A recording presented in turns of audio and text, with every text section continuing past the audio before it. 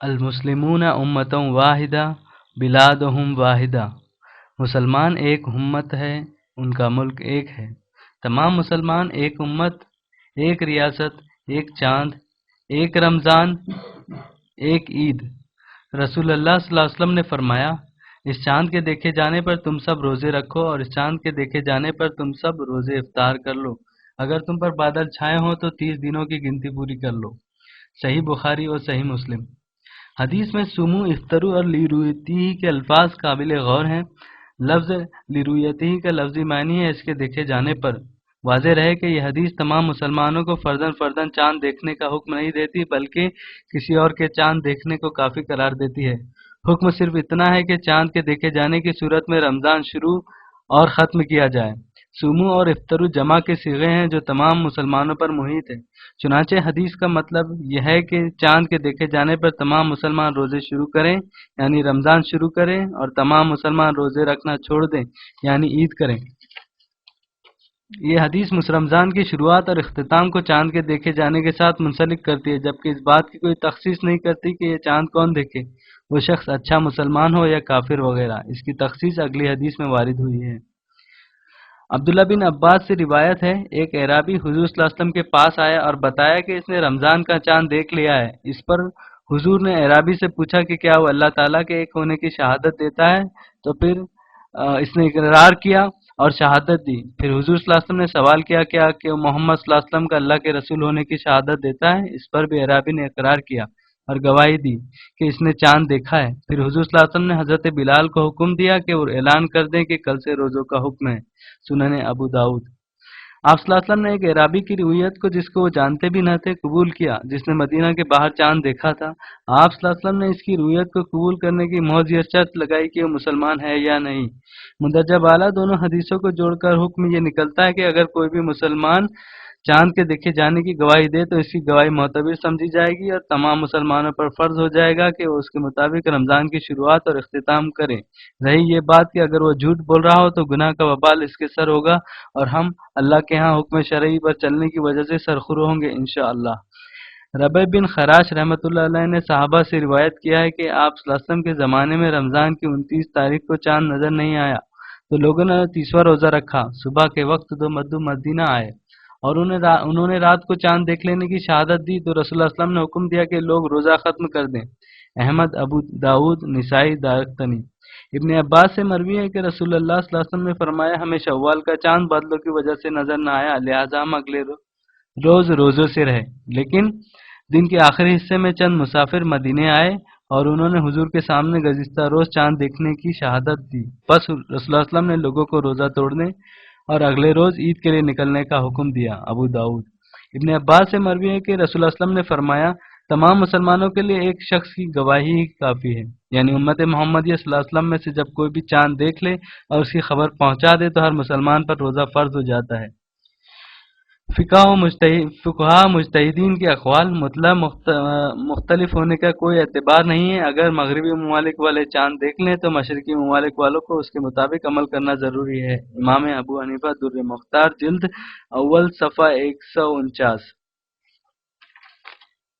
مالک بن انس فرماتے ہیں، اگر لوگ رمضان سمجھ کر عید الفطر کے دن روزہ رکھ رہے ہوں اور پھر ان تک قطعی ثبوت پہنچ جائے کہ رمضان کا نیا چاند ان کے روزہ رکھنے سے شروع کرنے سے ایک دن پہلے دیکھ لیا گیا تھا، وہ 31ویں دن میں ہے، تو انہیں اس دن کا روزہ توڑ لینا چاہیے، چاہے جس وقت بھی ان تک یہ خبر پہنچے۔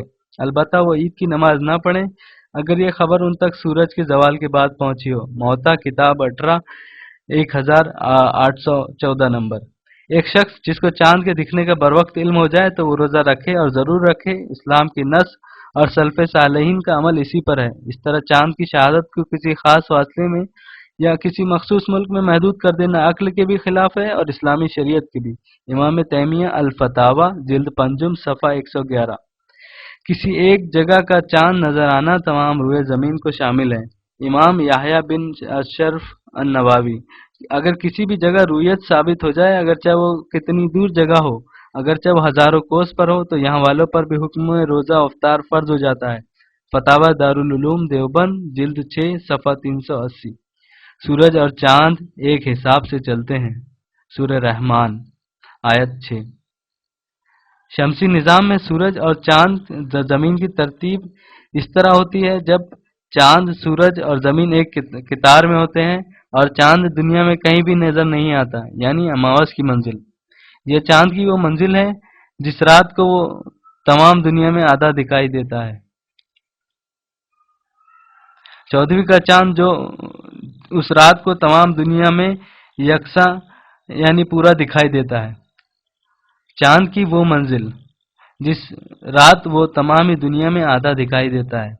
اس طرح چاند ایک قمری مہینہ زمین کے گرد مکمل کرتا ہے 29 دن 12 گھنٹے 44 منٹ اور 2.8 سیکنڈ میں، اور چاند کی ہم نے منزلیں مقرر کر رکھی ہیں یہاں تک وہ لوٹ کر پرانی ٹہنی کی طرح ہو جاتا ہے۔ سورہ یاسین آیت 139۔ تمام دنیا کا ایک ہی چاند ہے، اس لیے اس کی منزلیں ایک ہی تاریخ میں وارد ہوتی ہیں۔ مثلا چاند گرہن، سورج گرہن، 14ویں کا چاند، پہلی کا چاند۔ یہ کبھی نہیں ہوتا کہ چاند گرہن یا سورج گرہن آج پاکستان میں ہے تو کل یہ سعودی عرب پہنچے گا۔ البتہ یہ ضرور ہے کہ کچھ حصے کو چاند گرہن نظر آتا ہے، باقی حصوں کو محض خبر ملتی ہے۔ بالکل اسی طرح پہلی کا چاند دنیا کے چند حصوں میں نظر آتا ہے، جبکہ بقیہ حصوں میں اس کے دیکھے جانے کی خبر پہنچتی ہے۔ پہلی کے چاند کی منزل جب وہ زمین سے 10 ڈگری کے زاویے پر آتا ہے 12 سے 24 گھنٹوں کے درمیان۔ تمام ہی دنیا کا نیا چاند جو گرہن کی طرح دنیا کے کچھ ہی حصوں میں دکھائی دے سکتا ہے۔ رؤیت ہلال ماہ رمضان شروع کرنے کا شرعی طریقہ ہے، اور علم فلکیات کی بنیاد پر رمضان شروع کرنے کی اجازت نہیں۔ رسول اللہ صلی اللہ علیہ وسلم نے فرمایا، ہم امی قوم ہے کہ حساب کتاب نہیں جانتے، مہینہ اتنا اور اتنا ہوتا ہے، یعنی کبھی 29 دن اور کبھی 30 دن۔ صحیح بخاری اور صحیح مسلم۔ رسول اللہ صلی اللہ علیہ وسلم نے فرمایا، تم سب لوگ روزے نہ رکھو جب تک چاند نہ دیکھ لو، اور تم سب افطار عید نہ کرو جب تک کہ اسے نہ دیکھ لو، اور اگر یہ بادلوں کی وجہ سے نہ دکھائی دے تو اس کا اعتبار کر لو۔ صحیح بخاری و مسلم۔ اللہ تبارک و تعالیٰ نے ارشاد فرمایا، لوگ آپ سے ہلال کے بارے میں سوال کرتے ہیں، آپ کہہ دیجئے یہ تو لوگوں کی عبادات کے لیے اوقات مقررہ ہیں اور حج کے لیے ہے۔ سورہ بقرہ آیت 190۔ پہلی کا چاند دنیا کی 24 گھنٹوں کی گردش کے دوران، اور 24 گھنٹوں کے بعد یعنی دوسری کا چاند۔ پہلی کا چاند طلوع ہونے کے بعد دنیا کے تمام علاقوں میں نظر نہیں آتا، حسب ذیل وجوہات سے۔ آسمان ابر آلود ہو، نشیبی علاقے، زمینی حصوں سے چاند کا فاصلہ، غروب آفتاب کا وقت۔ حضرت ابو ہریرہ رضی اللہ عنہ سے روایت ہے کہ رسول اللہ صلی اللہ علیہ وسلم نے ان 2 دنوں میں روزہ رکھنے کو ممنوع قرار دیا، عید الاضحیٰ، عید الفطر۔ صحیح مسلم حدیث نمبر 2534۔ رمضان درست طریقے پر شروع نہ کرنے کی صورت میں رمضان کا روزہ چھوٹنے اور عید کے دن روزہ رکھنے کا احتمال ہے، جو شرعاً حرام ہے۔ کسی ایک علاقے کی رؤیت کا اطلاق تمام مسلمانوں پر ہوتا ہے۔ دنیا کے تمام مسلمان ایک ہی رات اور دن میں مشترک ہوتے ہیں، یعنی پوری دنیا میں 12 سے زیادہ گھنٹوں کا فرق نہیں ہے۔ تمام مسلمان ایک امت، ایک ریاست، ایک چاند، ایک رمضان اور ایک عید۔ پس چاند کا مسئلہ بھی ان بے شمار مسائل میں سے ایک ہے جن کا سبب خلافت کی غیر موجودگی ہے۔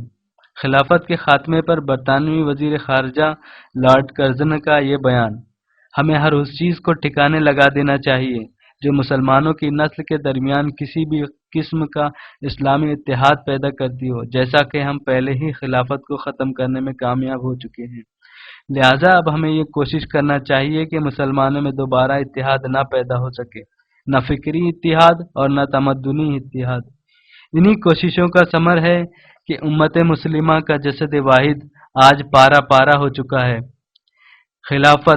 خلافت ہی کے ذریعے اے مسلمانوں اس امت کی وحدت دوبارہ قائم ہوگی انشاءاللہ۔